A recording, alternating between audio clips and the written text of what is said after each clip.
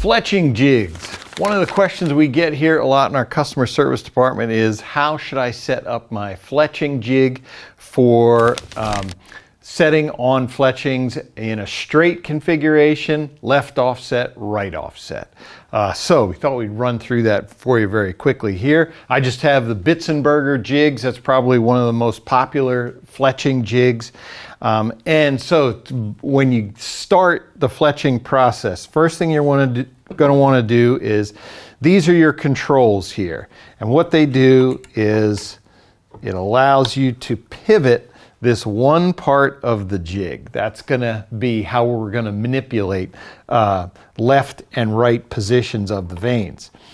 So when I start, if you notice, Bitzenberger, what they do is there are a series of lines.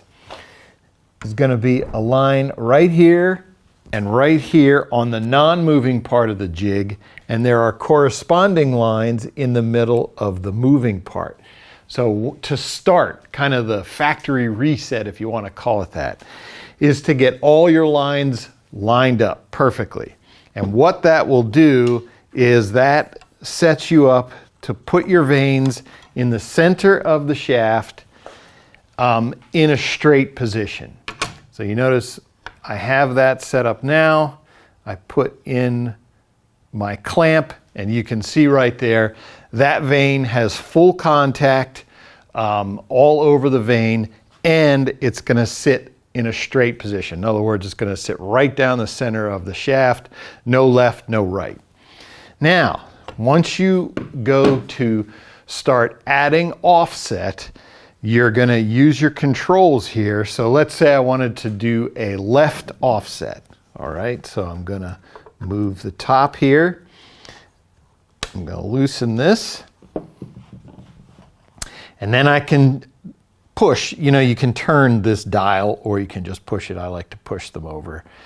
So I can see that my line now is off-centered from my fixed position right there. So if I lock that down, this is going to give me a left offset position. If I put the vane on, you can see, I don't know how well you can see it, but the top here is positioned to the left of where the bottom is. If I move the bottom back, I'm going to get even more of a left offset position. If you're going to do the right, it's the same thing. You're just going to move it the other way to get right offsets. All right, so now getting specific amounts of degree of offset. How do you do that with a Bitzenberger? It's not quite as simple with the jig itself. There are some aftermarket tools that you can get that can guide you to where is 1 degree, 2 degree, 3 degree. And then what a lot of folks do is, once you get that setting correct, you're just going to etch a mark in the jig itself that will tell you where you need to go to get to, say, 3% offset. Put a mark here and just move your line to that line, then you can always get back to that. But the amount of offset is going to be guided a lot by the size of your arrow. In here I have a 246 diameter, and here is a 166. You can see I just physically don't have as much surface area here to work with. So a 3 degree on the 246 right here, quite frankly, with a longer vane, that's going to impact as well.